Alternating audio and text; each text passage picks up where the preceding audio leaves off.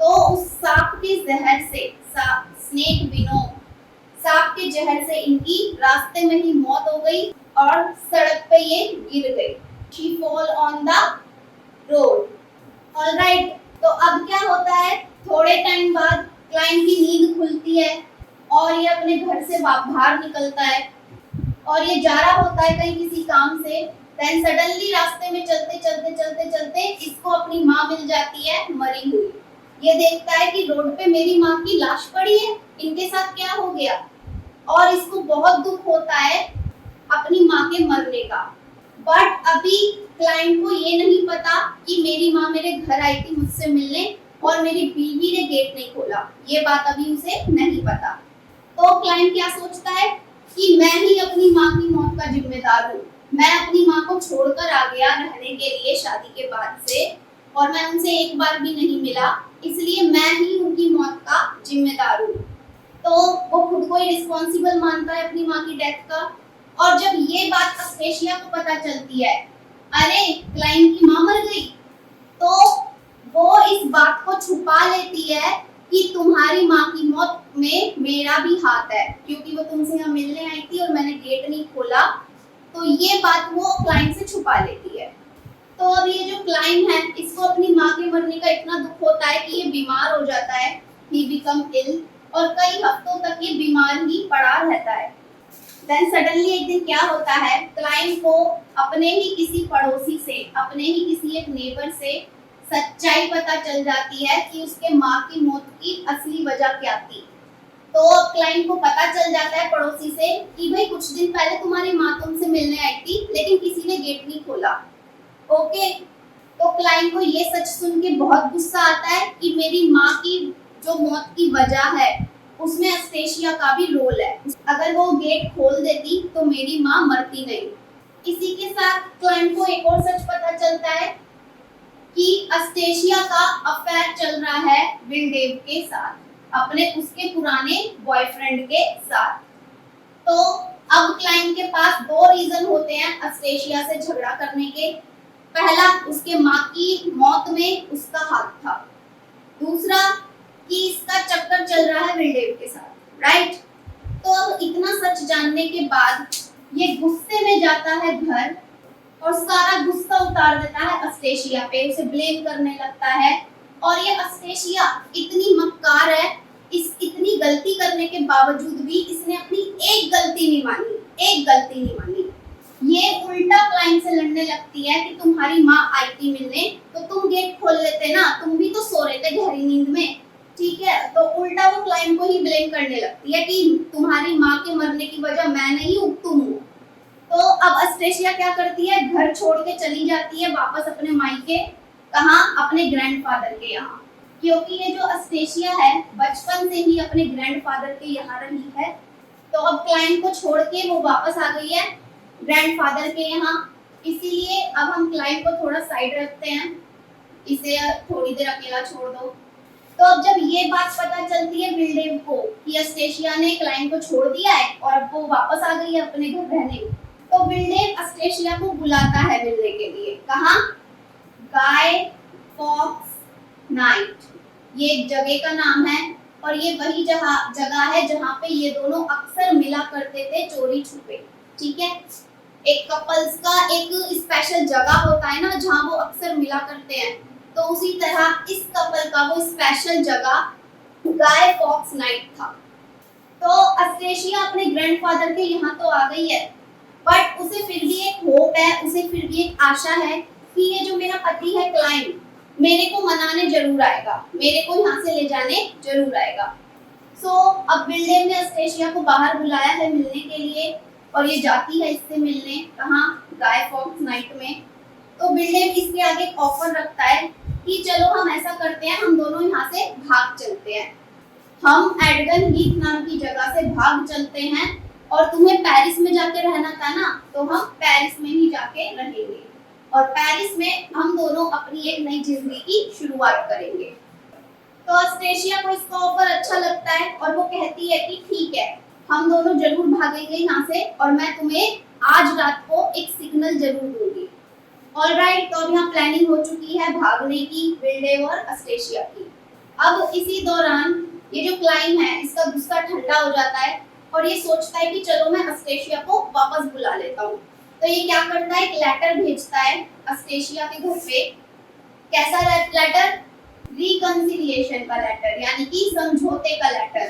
Final है कि ये पति अपनी पत्नी को मनाना चाहता है, ठीक है, क्योंकि अकेले तो जिंदगी अब नहीं जी सकता ना, माँ तो मरी गई। तो ये सोचता है चलो मैं उसको वापस बुला लेता हूँ, मना लेता हूँ। तो ये समझौते जैसा लेटर अस्टेशिया के घर पे डिलीवर कराता है। लेकिन ये लेटर यहाँ पहुंचने में थोड़ी सी देर हो जाती है। क्यों? क्योंकि तब तक अस्टेशिया रात में अपने घर से निकल चुकी होती है विलडेव से मिलने, उसके साथ भागने के लिए। So what is the result? कि ये जो लेटर है वो अस्टेशिया तक नहीं पहुंच पाता, वो थोड़े से मिनट लेट हो जाता है, फ्यू मिनट्स लेट हो जाता है। और जिस रात को ये अस्टेशिया निकली थी विलडेव से मिलने, उसके साथ भागने के लिए, वो रात बहुत ही तूफानी भरी रात होती है, स्टॉर्मी नाइट होती है, तूफान आ रहा होता है बहुत, और बहुत हैवी रेनफॉल हो रहा होता है, बहुत तगड़ी बारिश हो रही होती है।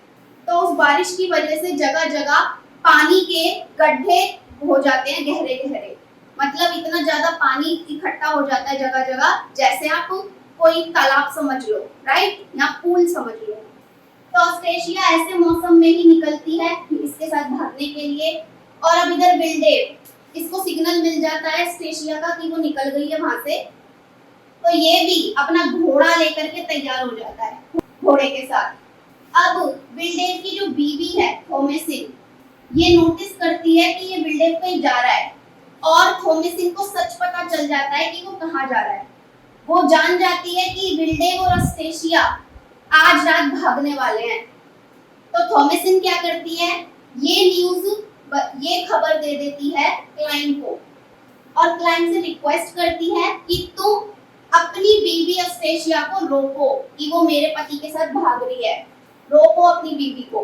अब जब ये बात क्लाइंट को पता चलती है अस्टेशिया भागने वाली है उसके साथ, तो भाई ये निकल जाता है अस्टेशिया की तलाश में।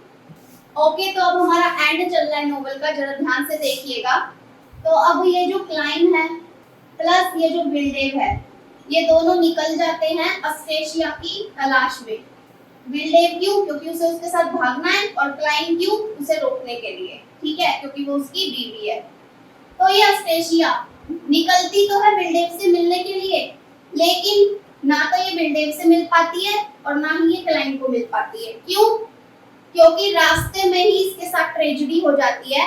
बारिश की वजह से जो जगह जगह पूल से बन गए थे, तो वैसे ही शेड वाटर वियर में ये लड़की गिर जाती है, इसका पैर फिसल जाता है और फिर ये डूबने लगती है। और पानी में गिरने के बाद जो छपाक की आवाज आती है ना, उस आवाज को सुनकर ये क्लाइम और विलडेव ऑन द स्पॉट पहुंच जाते हैं अस्टेशिया को बचाने के लिए। अस्टेशिया तो डूब ही रही है क्योंकि उसे तैरना आता नहीं है। अब विलडेव डूब जाता है उसे बचाने के लिए, विलडेव छलांग लगा देता है। बट द फैक्ट इज कि विलडेव को भी स्विमिंग नहीं आती, राइट। अब क्लाइम देखता है कि अरे ये दोनों डूब रहे हैं, चलो अब मैं बचा लेता हूँ। क्लाइम भी छलांग लगा देता है बचाने के लिए। But again the fooling fact is climb को भी स्विमिंग नहीं आती। ओके, तो अब इस पानी में ये तीनों ही डूब रहे होते हैं, और थॉमसिन भी आ रही होती है रास्ते में। बट रास्ते में टकरा जाता है इससे डिगोरी। ऑलराइट, अब ये डिगोरी भी यहाँ पहुंचता है ऑन द स्पॉट। ये देखता है यहाँ ये तीन लोग डूब रहे हैं। सो लकीली डिगोरी को आता था स्विम करना, इसे तैरना आता है, तो डिगोरी भी छलांग लगा देता है बचाने के लिए। बट डिगोरी किसे बचाने में सक्सेसफुल रहता है? सिर्फ क्लाइम को, केवल क्लाइम को बचा पाता है ये डूबने से, क्योंकि विलडेव और अस्टेशिया इन दोनों को बचाने में लेट हो जाता है, इन दोनों की डेथ हो जाती है डूबते डूबते। तो अस्टेशिया भी मर गई और विलडेव भी मर गया। इन दोनों की कहानी खत्म। ओके, तो इस क्लाइंट को थोड़ी बहुत चोटें आई होती हैं, पर ये बच गया है। बट अब क्लाइंट बहुत ज्यादा पछतावे के साथ जीने लगता है, इसे बहुत ज्यादा दुख होता है। एक तो अपनी माँ की मौत का, मिसेस ईओब्राइट जो है, और सेकंड अपनी बीवी की मौत का, जो कि है अस्टेशिया। उसकी इतनी गलती करने के बाद भी वो उसके लिए ये फील कर रहा है कि उसकी मौत मेरी वजह से हुई। सो फाइनली अपनी माँ की मौत का जिम्मेदार और अपनी बीवी की मौत का जिम्मेदार वो खुद को मानता है और इसी दुख के साथ, इसी पछतावे के साथ वो अपनी आगे की जिंदगी बिताता है, बोरिंग लाइफ जीने लगता है। तो एंड में क्या होता है हमारी नोवेल के, क्लाइंट डिसाइड करता है कि अब वो अपनी जिंदगी एक प्रीचर बन के जिएगा। प्रीचर क्या होता है? प्रीचर वो लोग होते हैं जो जगह जगह जाकर अपना ज्ञान बांटते हैं, जैसे महात्मा बुद्ध, इन्होंने जगह जगह जाकर अपना ज्ञान बांटा। तो वैसे ही क्लाइंट ने भी सोचा मैं भी जगह जगह जाकर अपने ज्ञान को फैलाऊंगा। तो क्लाइंट ने प्रीचर बनना एक्सेप्ट कर लिया और अब वो जगह जगह जाता है, अपना ज्ञान सब में बांटता है। ओके, क्लाइंट का भी चैप्टर खत्म करो क्योंकि अब ये एक संत जैसी जिंदगी जिएगा। ठीक है भाई, सारे कैरेक्टर्स का चैप्टर खत्म। अभी भी दो कैरेक्टर बचे हुए हैं, थॉमसिन और डिगोरी। अब इन पे आते हैं कि इनके साथ क्या हुआ। तो अब डिगोरी देखता है कि थॉमसिन अकेली हो गई है, उसका पति मर चुका है विल्डेव। तो डिगोरी सोचता है कि हो सकता है अब मैं इसकी लाइफ में एंट्री ले लूं। तो डिगोरी को पता था कि भाई जो मेरा सोशल स्टेटस है, मैं एक रिडल मैन का काम करता हूँ, तो जब तक मैं ये काम करता रहूंगा तब तक तो वो मुझे अपनाएगी नहीं। तो डिगोरी क्या करता है, रिडल मैन का काम छोड़ देता है और क्या बन जाता है, एक डेयरी फार्मर। और अब इसकी आमदनी भी अच्छी होने लगी और इसका जो सोशल स्टेटस था, एक किसान बनने के बाद, डेयरी फार्मर बनने के बाद समाज में इसे भी अच्छी नजरों से देखा जाने लगा, क्योंकि समाज उसे ही अच्छी नजरों से देखता है जिसके पास अच्छा पैसा हो। तो अब डिगोरी ने भी अपना सोशल स्टेटस चेंज कर लिया, अपना प्रोफेशन चेंज करके।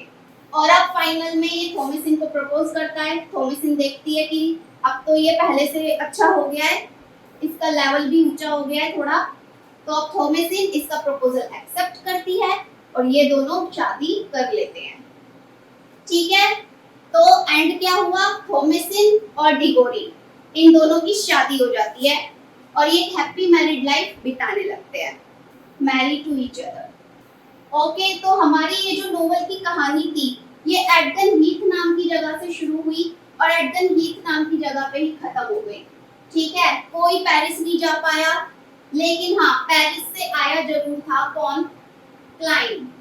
और पूरी नोवेल में क्लाइंट ही था हमारा हीरो, हमारा प्रोटैगनिस्ट। ठीक है, ये था हमारा हीरो। तो रिटर्न ऑफ द नेटिव ये नाम क्यों रखा गया है नोवेल का, क्योंकि क्लाइंट वापस तो आ गया पेरिस से, लेकिन वापस पेरिस नहीं गया। ठीक है, वापस से वो पेरिस नहीं गया, अपने देश में ही बस के वो रह गया, क्योंकि उसे अपने शहर में स्कूल बनाना था, राइट। इसीलिए रिटर्न ऑफ द नेटिव, ये अपने नेटिव, अपने देश वापस आया और वापस से फिर कभी विदेश नहीं गया। So that's why the name of this novel is Return of the Native। और किस बेसिस पे रखा गया ये नाम, क्लाइंट के कैरेक्टर के ऊपर, राइट। सो अब इन द एंड 6 कैरेक्टर्स में से हमारे 3 कैरेक्टर्स बच जाते हैं जिंदा और 3 कैरेक्टर्स की डेथ हो जाती है। एक बार ये आप रिवाइज करिए, जिंदा कौन कौन बचा, थॉमसिन और डिगोरी और क्लाइंट। ओके, मरा कौन कौन, क्लाइंट की माँ सबसे पहले, मिसेस डी ओब्राइन, और वो दोनों गर्लफ्रेंड बॉयफ्रेंड, विल्डेव और अस्टेशिया। ऑलराइट, सो समरी कैसी लगी कमेंट बॉक्स में बताइए। अभी कहीं नहीं जाना है आपको, थीम्स अभी बाकी है, इसकी आंसर राइटिंग अभी बाकी है, वो और समझिए ताकि एग्जाम में आप अच्छा आंसर बना के आ पाए। और अगर ये एक्सप्लेनेशन आपको अच्छा लगा है तो आप और भी कोई नॉवल मुझे सजेस्ट कर सकते हैं एक्सप्लेन के लिए। इंस्टाग्राम पे आप सजेस्ट कर सकते हैं, लिंक आपको मिलेगा डिस्क्रिप्शन में, इसलिए डिस्क्रिप्शन एक बार जरूर विजिट करें। चलिए, now come to themes. Okay, so these are the main themes of this novel and you can explain it very well in your exam after knowing the very interesting story. But how you can explain? Still you confused. So don't worry about it. I'm in here with you to help you out. Answer writing and themes दोनों मैं आपको साथ साथ बताते हुए चलूंगी. Who is the writer of this novel? Thomas Hardy, right? So whenever any question occurs related to this novel, कोई भी question आता है इससे related, your first paragraph always about writer. ठीक है, पहला पैराग्राफ आप थॉमस हार्डी के बारे में लिखेंगे, उन्होंने ये नोवेल की इंस्पिरेशन कैसे मिली, उन्होंने क्या सोच के किस थॉट्स के साथ इस नोवेल को लिखा, आइडियोलॉजी उनका क्या था उस टाइम, कौन से ईयर में ये पब्लिश हुई, 6th पब्लिकेशन है उनका, ये पॉइंट आप यहाँ बताएंगे। ठीक है, तो कम से कम 8-10 लाइनें राइटर के बारे में आप लिख लेना, ये आपको आपकी बुक से भी मिल जाएंगी या इंटरनेट पे भी मिल जाएंगी। सेकंड पैराग्राफ, इस पैराग्राफ में आप इनमें से कोई भी एक थीम को एक्सप्लेन करेंगे, बट आपको मैच करना होगा कि आपके क्वेश्चन से इनमें से कौन सी थीम है जो मैच हो रही है, right. So first of all read the question carefully and try to evaluate the theme. Theme को मैच करना, इवैल्यूएट करना कि यहाँ कौन सी थीम फिट बैठ रही है, उसके अकॉर्डिंग आप एक्सप्लेन करना। ठीक है, अभी एक एक को मैं एक्सप्लेन करूंगी आपको। ठीक है, यहाँ पे आ गया आपका थीम एनालिसिस। थर्ड जो लास्ट पैराग्राफ होगा आपका, इट इज अबाउट कंक्लूजन। ठीक है, आंसर के एंड में आपको आपका अपना खुद का आइडियोलॉजी देना है, आपकी अपनी क्या विचारधारा है, कंक्लूजन में आपको लिख सकते हैं अबाउट दिस नोवेल। एंड जो क्वेश्चन की मार्किंग होती है वो 15 से 20 नंबर का एक क्वेश्चन होता है, तो उसके अकॉर्डिंगली आपको आंसर की लेंथ रखनी है, 5 to 6 पेजेस में अपना आंसर रखिएगा। ठीक है, तो अब आप सोचेंगे अगर 5-6 पेज का एक आंसर हमें कंप्लीट करना है तो क्या केवल एक ही थीम को हम एक्सप्लेन करें? जी नहीं, आप एटलीस्ट 2 या 3 थीम्स उसमें इंक्लूड कर सकते हैं लेंथ को बढ़ाने के लिए। करेक्ट। अब आते हैं फर्स्ट थीम पे, गिल्ट एंड ब्लेम। और इन थीम्स की जो लैंग्वेज है, जो एनालिसिस है, एक बार आप गूगल पे जरूर पढ़िएगा, then you will get the complete idea what type of words and what type of language you have to use in your answer. First है guilt and blame. इसमें आप कैरेक्टर रखेंगे, एक तो क्लाइन और एक अस्टेशिया। ठीक है, क्लाइन को क्यों? क्योंकि उसे बहुत ज्यादा गिल्ट फील हो रहा था, अपनी माँ की मौत का जिम्मेदार वो खुद को मान रहा था, और in the end of the novel वो अपनी बीवी की मौत का जिम्मेदार भी खुद को मान रहा था, राइट। तो गिल्ट शब्द ये तो सिर्फ क्लाइम के लिए आप यूज करिएगा। ब्लेम में आप इन दोनों को यूज करना। कैसे? क्योंकि जब क्लाइम को पता चला था अस्टेशिया के अफेयर के बारे में और उसका हाथ है उसकी माँ की मौत में, ये भी उसे पता चला, तो क्लाइम ने क्या किया? अस्टेशिया को ब्लेम किया, उस पर इल्जाम लगाया। लेकिन अस्टेशिया ने क्या किया? अपनी गलती मानी नहीं और उल्टा वो क्लाइम को ही ब्लेम करने लगी कि तुम्हारी वजह से ही तुम्हारी माँ मरी है, तुम सो रहे थे गहरी नींद में, तुम चाहते तो गेट खोल सकते थे। ठीक है, तो इस पॉइंट को आप इंग्लिश लैंग्वेज में एक्सप्लेन करेंगे बहुत ही अच्छे वर्ड्स के साथ, और वर्ड्स कैसे होने चाहिए उसके लिए मैंने आपको बोला है कि एक बार आप गूगल पे इसका एनालिसिस पढ़ लीजिए। सेकंड है डिससैटिस्फैक्शन। इसमें तो फुल एंड फुल हमारी अस्टेशिया ही आएगी, क्योंकि ये इतनी डिससैटिस्फाइड लड़की है ना। जहाँ ये रहती है, कहाँ रहती है? एडगन हीथ नाम के शहर में अपने ग्रैंडफादर के साथ ये वहाँ रहती है। इसे कोई सेटिस्फैक्शन नहीं है, ये उस जगह से जाना चाहती है, उस जगह से ये नफरत करती है, राइट। इसका एक बॉयफ्रेंड था विल्डेव, उससे प्यार तो किया पर शादी नहीं की। क्यों नहीं की? क्योंकि उस टाइम विल्डेव के पास उतना पैसा था ही नहीं कि वो इसकी ख्वाहिशें पूरी कर सके। ठीक है, अपने बॉयफ्रेंड से भी डिससैटिस्फाइड रही तो इसने शादी कर ली क्लाइंट से, ये सोचकर कि ये मुझे एक अच्छी जिंदगी देगा पेरिस में। बट क्लाइंट ने भी ऐसा नहीं किया, वो अपने नेटिव में ही बस गया, अपने होम टाउन में ही बस गया और एक स्कूल बनाने की तैयारी में लग गया। तो अस्टेशिया अब अपने पति से भी डिससैटिस्फाइड हो गई कि वो उसके सपने पूरे नहीं कर पाया। और एंड में क्या हुआ अस्टेशिया के साथ? अस्टेशिया ने डिसाइड किया था विल्डेव के साथ भागने का, कि हम दोनों अब मिलके पेरिस भागेंगे। बट अस्टेशिया की किस्मत ने साथ नहीं दिया, वो पानी में गिर गई, एक तालाब जैसे पूल में गिर गई और डूब के उसकी मौत हो गई। यानी कि जो उसकी आखिरी ख्वाहिश थी भागने की विल्डेव के साथ, वो भी पूरी नहीं हो पाई, वो भी एक डिससैटिस्फैक्शन में ही वो मर गई। ठीक है, तो अस्टेशिया एक ऐसा कैरेक्टर है जिसकी लाइफ स्टार्टिंग से एंड तक डिससैटिस्फैक्शन से भरी हुई है। लव में हमारे दो कैरेक्टर्स मेन रहेंगे, डिगोरी और क्लाइव। ठीक है, लेकिन ये दोनों का कैरेक्टर लव जैसे टॉपिक में थोड़ा अपोजिट है। कैसे? डिगोरी एक ऐसा कैरेक्टर है जिसने प्यार किया, किससे? थॉमसिन से। अब उसे पता था कि मैं अपने प्यार को नहीं पा सकता क्योंकि मैं उतना कमाता नहीं हूँ, मेरा सोशल स्टेटस अच्छा नहीं है। तो उसने अपने प्यार की खुशी के लिए उसकी शादी करानी चाहिए विलडेव के साथ। राइट? ये कैसा प्यार था? कुर्बानी वाला प्यार, त्याग वाला प्यार, कि तुम अपने पार्टनर की खुशी में खुशी देख रहे हो। ओके, अब क्लाइंट का प्यार कैसा था? इसने किससे प्यार किया था? अस्टेशिया से।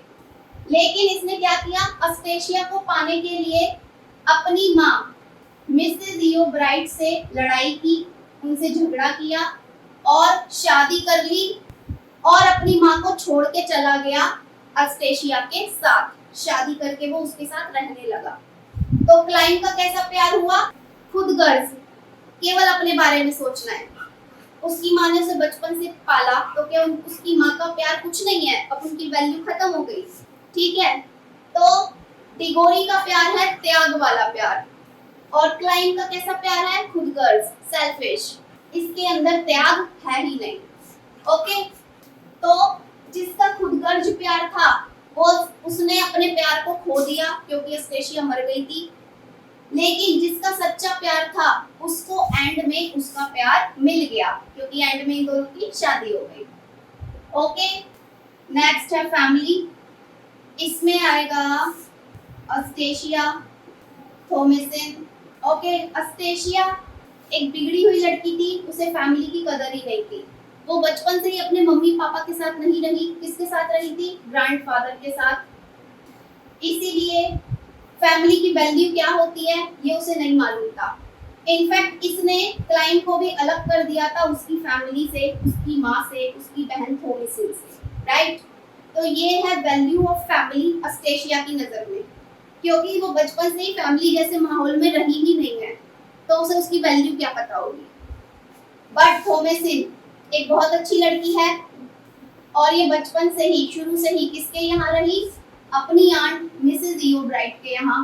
यानी कि थॉमसिन भी अपने पेरेंट्स के साथ नहीं रही कभी भी बचपन से, बट फिर भी उसमें इतनी तमीज है, उसमें इतना लहजा है, फैमिली कैसे चलानी है, किसको एक्सेप्ट करना चाहिए, किसको नहीं करना चाहिए, किसका फायदा नहीं उठाना चाहिए, वो सब नॉलेज इसको है। ठीक है, तो इन दोनों का बचपन एक जैसा है, दोनों ही अपने पेरेंट्स के साथ नहीं रहे, फैमिली के साथ नहीं रहे, फिर भी इसके कैरेक्टर में और इसके कैरेक्टर में जमीन आसमान का फर्क है। क्योंकि थॉमसिन की जब शादी हुई तो उस विलडेव के साथ, तो उसने अपनी शादी अच्छे से निभाई। इनफैक्ट विलडेव से उसका एक बच्चा भी हुआ। ओके, बट अस्टेशिया ने कैसे निभाई अपनी शादी क्लाइंट के साथ? इसने अफेयर चला लिया अपने बॉयफ्रेंड के साथ। ठीक है, यानी कि शादी में ही खोट डाल दिया इसने, एक्स्ट्रा मैरिटल अफेयर स्टार्ट करके। So this is the value of family for Eustacia and Thomasin. Last theme है हमारी फैटलिस्टिक। फैटलिस्टिक मतलब भाग्यवादी। अब भाग्य किसका उदय हुआ है हमारी नोवेल में? सारे लड़कों को डाल दो इसमें। पहले डालो क्लाइंट को, फिर डालो डिगोरी को, फिर इसमें रखो विलडेव को। ठीक है, सारे लड़कों को, सभी का भाग्य उदय हुआ है। कैसे? क्यों? क्योंकि क्लाइंट तो पेरिस में रहता था और पेरिस में इसने अपना अच्छा खासा बिजनेस बिल्डअप कर लिया था डायमंड का। ओके, तो यहाँ तो इसका पहले ही भाग्य उदय हो गया। इसने अपनी मेहनत से अपने भाग्य को उदय किया, फैटलिस्टिक बनाया। डिगोरी, डिगोरी इसका बहुत ही बढ़िया एग्जांपल है इस थीम का। कैसे? क्योंकि पहले डिगोरी का सोशल स्टेटस कैसा था? बहुत ही लोअर। ठीक है, कोई इसे पूछता नहीं था, सब इसे बेकार नजरों से देखते थे, इसके प्रोफेशन को वैल्यू नहीं देते थे, क्योंकि तब ये रिटेलमैन का काम करता था। But in the end of the novel जैसे ही इसने अपना प्रोफेशन बदला और ये डेयरी फार्मर बना, तो इसका सोशल स्टेटस लोअर से हाई हो गया और समाज में इसको इज्जत मिलने लगी। ठीक है, ये भी अच्छा खासे पैसे कमाने लगा। तो डिगोरी ने भी अपना भाग्य खुद उदय किया। ठीक है, समाज में एक अच्छी पहचान बना ली। विल देव, भाई इसको तो कुछ करना ही नहीं पड़ा, इसको तो सब बैठे बिठाए मिल गया। क्यों? क्योंकि इसे पैतृक संपत्ति मिल गई थी, इसे इनहेरिटेंस की प्रॉपर्टी मिल गई थी। ठीक है, पहले ये इनकीपर था, यानी कि एक पब का ओनर था, उससे ये इतना नहीं कमा पाता था जितना इसे चाहिए था। ठीक है, तो इसकी किस्मत अपने आप ही खुल गई।